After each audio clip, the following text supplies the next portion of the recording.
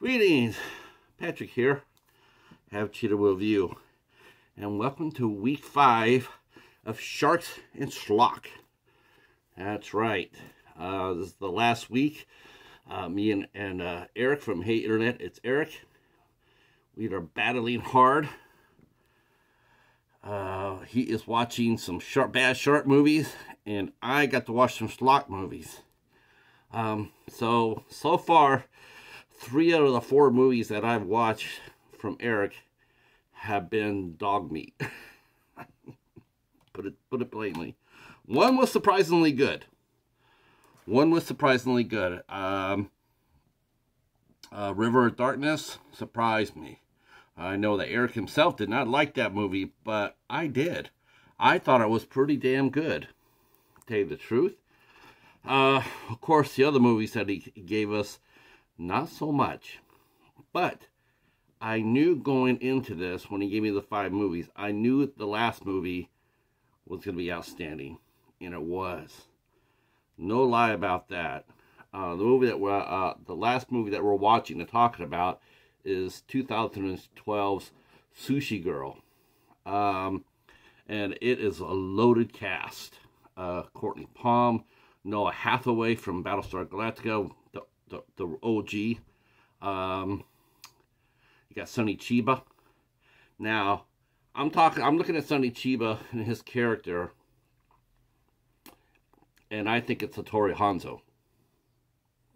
I do. And when you see the movie, I think you'll agree with me.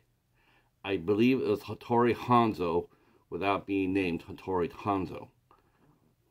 And it makes the Sushi Girl even more badass.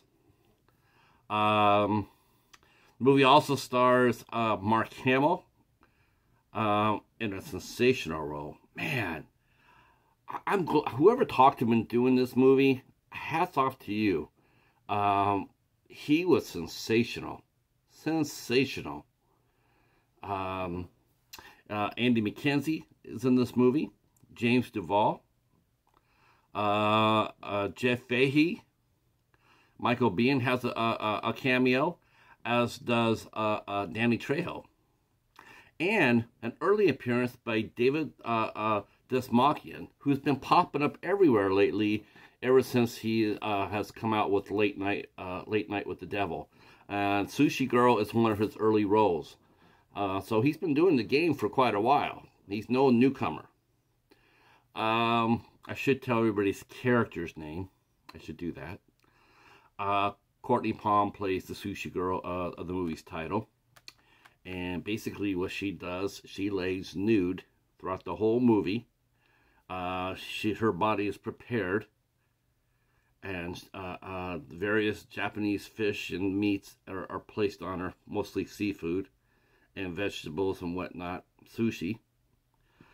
She's laid in a table, and Hattori Hanzo tells her that, that's right, I'm calling him Hattori Hanzo, so get over it. Hattori Hanzo tells her that she has to lay perfectly still. She cannot move, she cannot talk, she can't do anything, she can't react.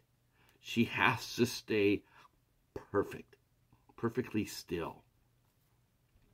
Tony Todd is the leader of this jewel theft gang. He plays Duke. Noah Hathaway plays the new guy on the crew, Fish. Mark Hamill plays Duke's right-hand man, Crow. Andy McKenzie plays Max. James Duval plays Francis.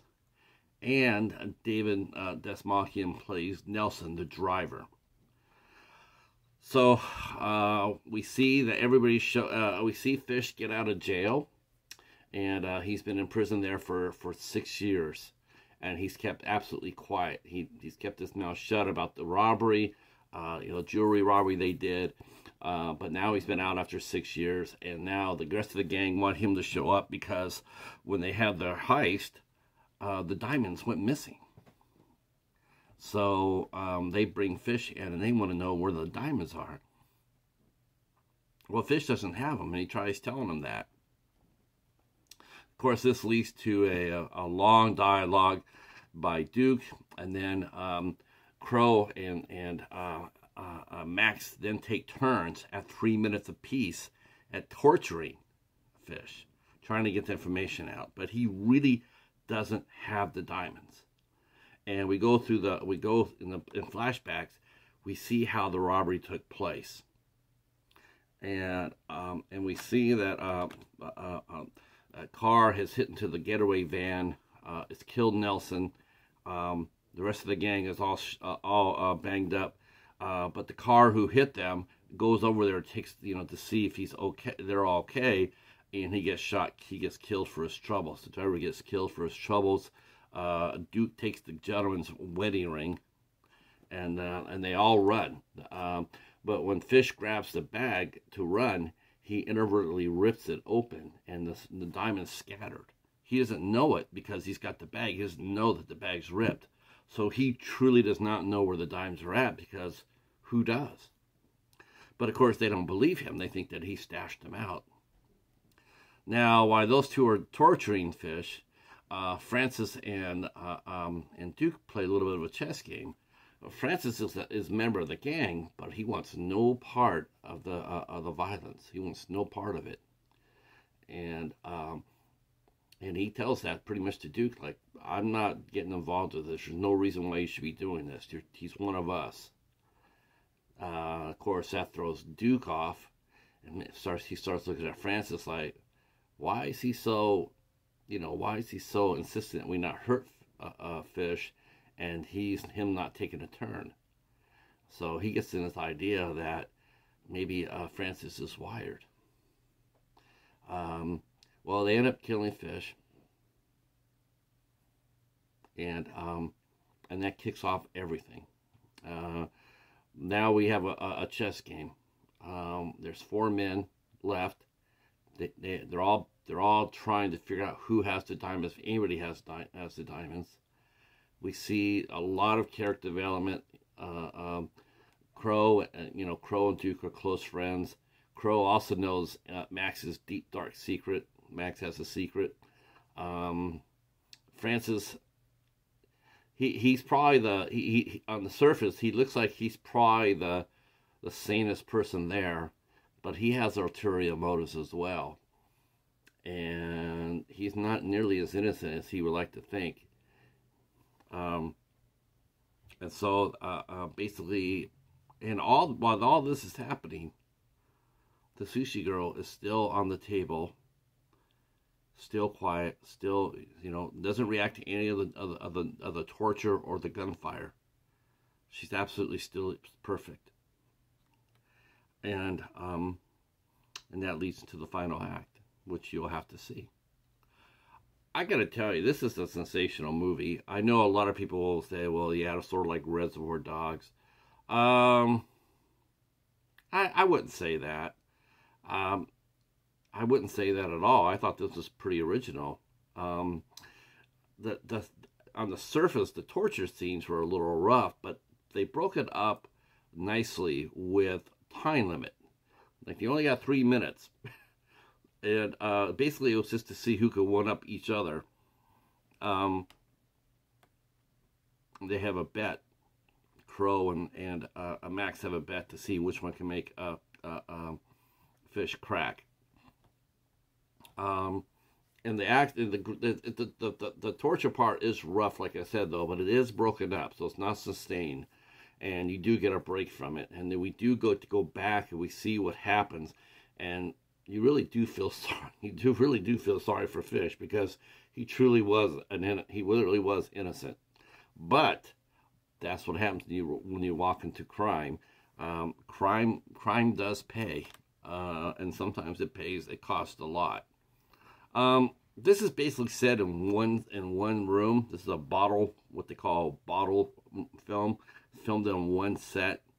For the most part, other than the flashbacks.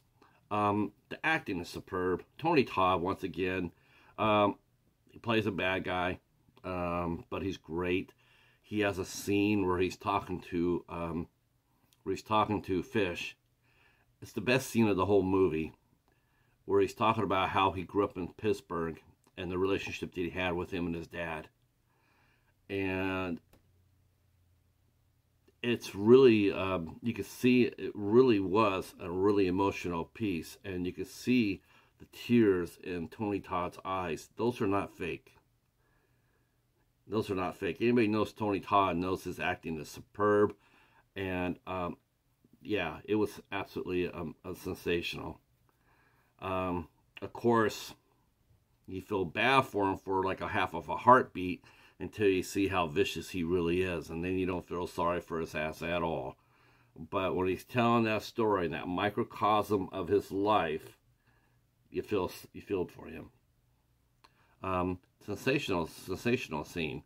Definitely the best of the movie. Got to hand it off with Cortney Palm. That was a difficult role to play, as she is nude for the entire movie. She is flat on her back with sushi on top of her body, and she is there. So thinking about how many days that they filmed the movie in, how many days where she would have to lay there while they're doing the different scenes. My hat's off to her. She did a great job, and she's badass. Hattori Hanzo, meet the bride's sister in Sushi Girl. She's pretty wicked. She can handle her action. I love this movie. This movie was great. Came out in 2012. It came out on Magnet. That was the first thing I knew when Eric gave me the movie. When I looked at it, it said Magnet, but that is actually the horror arm or the action arm of Magnolia Pictures. Sort of like IFC Midnight is to IFC.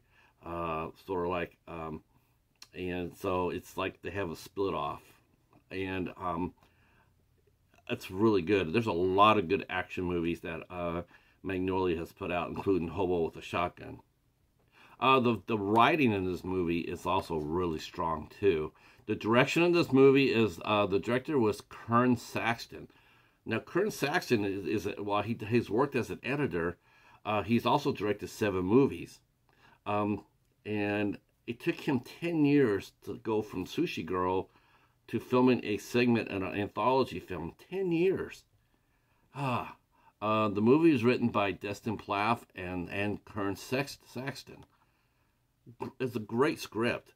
It's a great story. And like I said, whoever got Mark Hamill, who does not really act that much. If you really look at Mark Hamill's, Mark Hamill, he does not feature, he does not co-star in very many movies. I mean, yes, he's popped up for the Star Wars movies, but I mean, just movies like this, Mark Hamill, it's eye-catching. And so, yeah, I definitely would look this up. Hats off to Sonny Chiba, who passed away in 2021. He left us an incredible body of work. And he's sensational in this film too. And trust me, when you do, or if you do, or you have seen Sushi Girl, let me know down in the comments who do you think he really was. Do you think he was just the character in the movie, or do you believe are you with me and that was Hattori Hanzo, and he's helping out yet another beautiful lady? I'm going with Hanzo minus the sword. I want to thank Eric from Hey Internet. It's Eric for doing this Shark and Schlock with me. We're thinking about doing it once a year, but I had so much fun with this. I want to do this twice a year, and I hope that he likes the movies that I gave him enough, and I hope you guys like the movies that we did to warrant another round. If you'd like to see us do another Schlock and Shark, maybe next time I'll be doing the Shark and I'll giving him the Schlock. Let us know in the comment section below, either on my channel or on his channel, which I'll have in the description box. We really like doing this. This is a very fun collaboration, and yeah, I'm all for it. If you have an idea and you think me and the Cheetah will work in your collaboration, well, knock on our door. We're always home. We're always taking a listen. If you're new to the channel, please give us a sub. Hit the notification bell, and like I said before, hit the like button. Those all help out the channel. Of course, the comments really help. The engagement is really where it's at. So if you really want to help the channel engage with me, drop comments. I will answer them back. All right. Have a great the rest of the July, and thanks for coming along the journey with us. Peace.